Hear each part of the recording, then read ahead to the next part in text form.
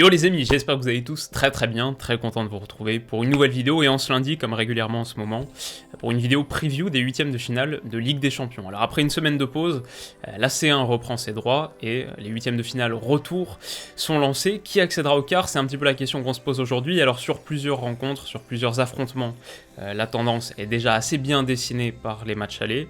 Tendance est assez nette, mais il y a des risques de surprise et il y a aussi d'autres rencontres où c'est beaucoup moins clair. C'est le cas par exemple du premier match dont on va parler aujourd'hui, c'est Juve-Porto. Alors à l'aller, la Juve s'était inclinée 2-1 et du coup en posture relativement défavorable, mais il y a encore pas mal de choses à jouer. Sur 90 minutes, il y a encore beaucoup de place pour passer et surtout, peut-être que sur la tendance récente pour les Turinois, c'est assez positif. Alors sur les 7 dernières rencontres à domicile, comme ça va être le cas demain soir, la Juve l'a emporté à chaque fois, en championnat en tout cas, et sur ces 7 dernières rencontres, à chaque fois en marquant 2 buts au moins. Donc on peut imaginer pas mal de scénarios où la Juve serait dans une posture assez favorable, ça a notamment été le cas. On a retrouvé ce cas de figure en tout cas ce week-end contre la Lazio, victoire 3-1, belle victoire, tout en ayant reposé Cristiano Ronaldo pendant 70 minutes, ça c'est assez positif. Et sur leurs 13 derniers matchs, toutes compétitions confondues, il faut noter qu'ils encaissent très peu de buts aussi, 6 seulement.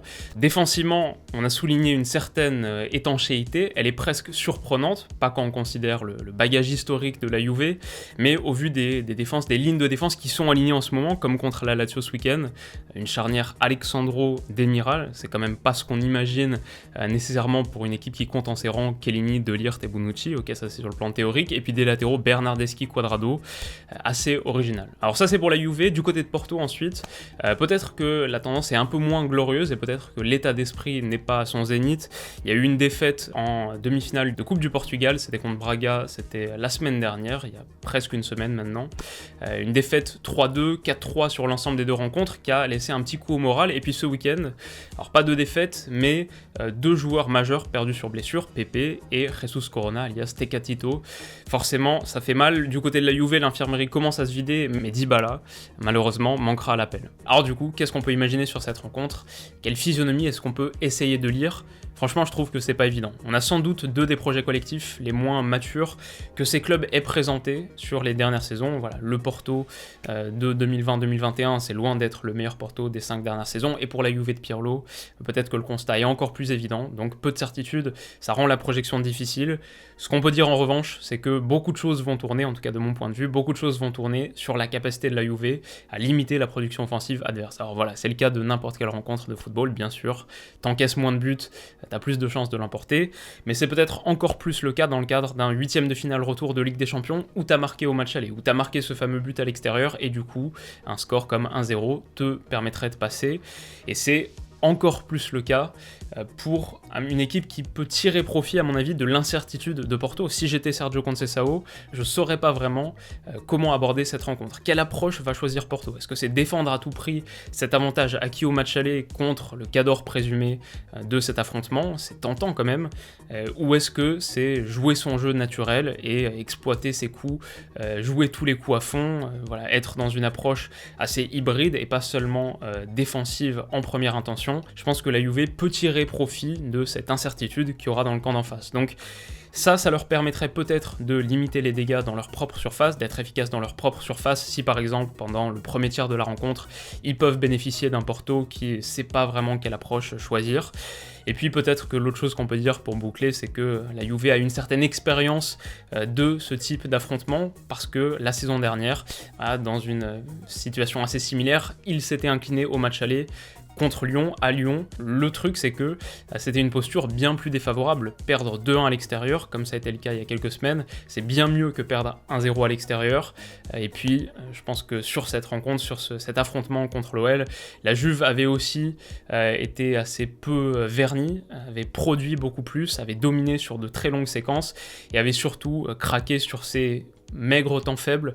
Je pense que d'ailleurs, à l'instar du match aller contre Porto, où il y a quelques périodes de déconcentration sur l'entame des demi-temps, la première et la deuxième, contre l'OL, ça avait été à peu près la même chose. Et du coup, si la Juve réussit à apprendre de cette erreur, à lisser un petit peu la chose, et puis bénéficier d'un petit peu plus de réalisme, que la pièce tourne du bon côté sur des situations où franchement elles auraient dû le faire, notamment le match aller contre l'OL.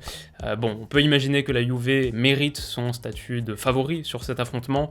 C'est celui que je sélectionnerais en tout cas personnellement si je devais miser. Donc la qualif de la Juve à 1,61 qui est quand même pas mal, plutôt bien coté.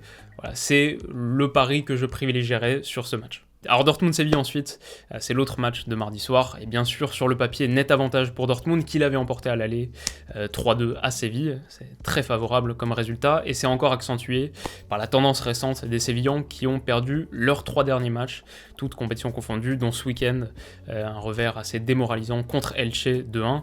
Voilà, ça c'est du côté de Séville. Du côté de Dortmund, bon, il y a des éléments quand même inquiétants, c'est les absences vraisemblables de Jadon Sancho et Rafael Guerreiro, ça fait mal. Et puis ce week-end, alors ça dépend de comment on voit les choses, on peut imaginer qu'on a eu un Dortmund assez séduisant pendant 10 minutes, à l'image du doublé d'Erling Haaland, mais ensuite derrière, bon, pour avoir vu la rencontre, Dortmund a totalement craqué, 80 minutes avec 2 tirs tentés contre 27 pour le Bayern, une équipe qui a totalement plié et a été submergée par la vague rouge, bon, à l'Allianz Arena contre ce Bayern, ça aurait été le lot de beaucoup d'équipes, tout ça pour dire qu'on a avec Dortmund une équipe qui manque assez cruellement de certitude et d'équilibre, qui pourtant a l'occasion de réaliser un beau parcours européen cette saison, qui sont en belle posture avec le résultat du match aller. S'ils se qualifient pour les quarts de finale de Ligue des Champions, qui sait à quoi pourrait ressembler la suite, ça pourrait permettre aussi de nuancer la relative déception, la potentielle déception en tout cas, sur la scène nationale.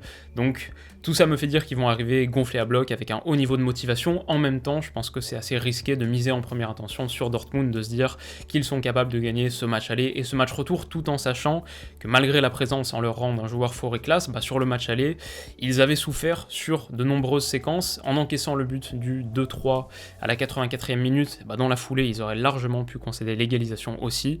Je les imagine se qualifier simplement parce que le résultat de l'aller est quand même assez nettement favorable, puisqu'ils se retrouveront donc à la maison sur ce match retour, et parce qu'on est loin d'avoir un grand Séville en ce moment. Je les imagine quand même se qualifier, mais si je devais choisir un prono, je dirais par exemple but pour les deux équipes à 1,43. Alors Liverpool-Leipzig maintenant, il y a franchement beaucoup de choses à dire, plus que ce qu'on pourrait le penser peut-être, mais on va essayer d'être assez synthétique pour arriver sur Paris-Barça, à l'image d'ailleurs d'une rencontre qui va être un petit peu éclipsée par Paris-Barça, qui se tient dans le même temps, mécaniquement ça va un peu éloigner la lueur du projecteur. Peut-être aussi que c'est un match qu'on dévalorise parce que Liverpool l'a emporté 0-2 à l'aller, un résultat nettement favorable à l'extérieur. Pour autant, attention à la surprise. Alors, sur Liverpool, on a une équipe qui est en perdition en ce moment, qui vient d'enchaîner un 6e revers consécutif à domicile, à Anfield, qui était autrefois la forteresse imprenable d'Angleterre et d'Europe, franchement. Là, voilà, Liverpool, 6e revers consécutif à Anfield ce week-end contre Fulham, 0-1, et une équipe qui est au fond du trou. C'est la plus grande crise de l'ère Jürgen Klopp, sans l'ombre d'un doute. Comment est-ce qu'ils vont rebondir et réagir par rapport à ça ? Leur chance peut-être, c'est que cette rencontre se tient à domicile pour eux, mais pas à Anfield, c'est à Budapest encore une fois, donc peut-être que ça permet d'éloigner quelques fantômes, même si j'en doute. Du côté de Leipzig, en revanche, on a une équipe qui marche sur l'eau, qui vient d'enchaîner 4 victoires consécutives, toutes compétitions confondues, 5 victoires consécutives en Bundesliga, et dont ce week-end 0-3 à l'extérieur contre Fribourg, un résultat qui d'ailleurs leur permettrait de passer contre Liverpool. Il y a aussi, alors peut-être que en imaginant cette rencontre, ce que j'allais dire, c'est qu'on a avec Leipzig une équipe qui est très aboutie sur son projet collectif. On l'a encore vu contre Fribourg avec des séquences de contre-pressing très réussies, une approche avec et sans ballon vraiment séduisante. Donc un projet collectif abouti, mais peut-être une équipe qui manque un peu de l'intensité émotionnelle nécessaire pour réaliser un comeback, de ce grain de folie nécessaire pour réaliser un exploit qui les voit partir d'assez loin. En même temps, je dis ça, et ils l'ont emporté contre Gladbach il y a quelques semaines, 3-2, en étant mené 2-0. Donc mon argument échoue là-dessus. Et du coup, est-ce qu'un comeback est vraiment si invraisemblable ? Peut-être que ce qu'on peut dire, c'est que ça reste quand même assez difficile de miser contre Liverpool dans le cadre de cet affrontement. Il y a aussi le fait que Leipzig, malgré toute sa pertinence sur son projet collectif fondamental, malgré toute la maîtrise qu'elle peut incarner, dans les deux surfaces, ça manque peut-être un peu d'efficacité. Devant, je trouve que pour tout le volume d'occasions qui est produit, c'est pas assez létal, on l'a vu contre Liverpool, et derrière surtout, il y a de grosses erreurs individuelles, même si l'approche collective est plutôt aboutie. Il y a des lacunes, c'est de là qu'étaient venus d'ailleurs les 2 buts contre Liverpool, et d'ailleurs il y aurait pu en avoir encore davantage. Donc ça c'est l'élément qui m'empêche de miser définitivement sur Leipzig. Je les imagine peut-être plutôt remporter cette rencontre, mais peut-être pas de manière assez large pour passer. Je les imagine commettre au moins une erreur derrière, peut-être être pas assez réaliste pour convertir toutes leurs occasions. Tout ça fait que j'imagine plutôt Liverpool passer, mais j'ai du mal à le dire avec certitude, et puis en plus la cote est très très faible, 1,10 pour leur qualification. Donc peut-être que ce qu'on peut dire, c'est qu'on a deux équipes qui derrière sont très friables. Liverpool, c'est peut-être encore plus le cas que Leipzig. On a deux équipes qui sont bâties sur un projet philosophique d'attaquer sans relâche, et on a une équipe qui a nécessairement besoin de l'emporter avec plusieurs buts d'écart, qui va mécaniquement se découvrir, et en plus philosophiquement elle a déjà tendance à se découvrir. Donc tout ça me fait pencher sur une option plus de 2,5 buts dans le match. À 1,62, ça semble pas trop mal. Reste donc Paris-Barça, et alors franchement personnellement, sans imaginer une énorme surprise, notons quand même que ça va un peu mieux du côté du Barça en ce moment. 3e victoire consécutive en Liga ce week-end contre Osasuna, et une très belle opération en profitant du nul entre le Real et l'Atleti, puisqu'ils prennent 2 points d'avance sur le Real Madrid, reviennent à 3 points des leaders, même si l'Atleti a encore un match en moins. Ils ont réussi une remontada en milieu de semaine contre Séville en demi-finale de Coupe du Roi, et hier soir, l'élection de Laporta a aussi apporté un vent d'optimisme. Est-ce que ce vent d'optimisme peut continuer à souffler jusqu'au Parc des Princes, jusqu'à mercredi soir?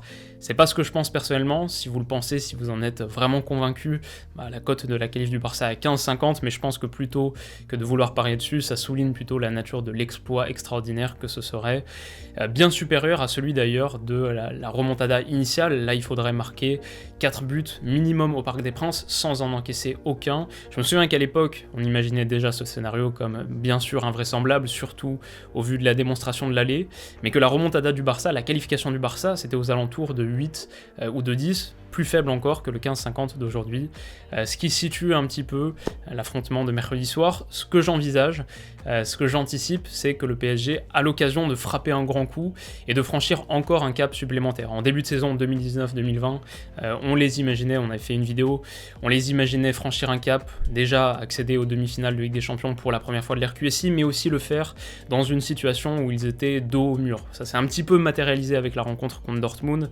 même si on va dire que l'accession à la finale de Ligue des Champions c'est pas faite via les adversaires nécessairement les plus prestigieux, en tout cas sur le nom. Sur la production c'est autre chose, parce que l'Atalanta, Leipzig faisait partie des cadors. Bref, on n'est pas là pour parler de ça, mais simplement pour dire qu'à mon avis, le PSG a l'occasion, comme l'année dernière, de franchir encore un cap supplémentaire en écartant définitivement le démon de la remontada. En réalité, je les vois faire encore une rencontre très aboutie, comme au match aller, où ils avaient remporté les 2 rapports de force. On avait fait une analyse dédiée là-dessus. Le rapport de force de la maîtrise territoriale, de l'entrejeu, mais aussi de la capacité d'être assez percutant en transition, surtout en fin de rencontre. Ouais, j'imagine le PSG poursuivre sur cette lancée, écarter définitivement les démons du passé et réussir encore une belle performance. Pour compléter la preview, ce qu'on peut dire, c'est attention au risque de suspension de Neymar, Verratti et Paredes, qui sont sous le coup de rater le quart de finale de Ligue des Champions, le quart de finale aller en 4 cartons jaunes. Attention à ça, mais globalement, je vois Paris faire un match sérieux et l'emporter à nouveau. C'est coté à 2,05. Donc ça, c'est mon prono pour Paris-Barça. Le combiné des 4 pronos qu'on a évoqués, c'est 7,65, quelque chose comme ça. Donc si ça vous intéresse, que vous voulez parier sur BetClick et bénéficier de leur offre de bienvenue, vous pouvez le faire en utilisant mon code promo Willou, ça vous permettra de bénéficier de leur offre jusqu'à 100 € offerts. Et comme je touche une petite commission pour chaque utilisation de ce code, c'est vraiment de très très loin la meilleure manière de soutenir la chaîne. Si vous appréciez le travail et que vous comptiez déjà vous inscrire, bon, disons que c'est une bonne manière de me rendre service. Alors merci à vous pour tout, d'avoir regardé cette vidéo d'abord. Merci à vous de votre soutien aussi, très très marqué sur le retour Écosse. Le dernier épisode de retour qui est sorti ce week-end sur l'Écosse, vous avez été vraiment très encourageant. Merci pour ça. Et puis on se retrouve très très vite pour la prochaine vidéo. Si celle-ci vous a plu, vous pouvez mettre un petit pouce bleu aussi, bonne manière de la soutenir. Et puis à mercredi pour l'analyse d'une des rencontres de Ligue des Champions, j'ai pas encore décidé laquelle. Et puis jeudi, on parlera bien sûr de Paris-Barça. Prenez soin de vous d'ici là et bon match. On se dit à bientôt. Bisous.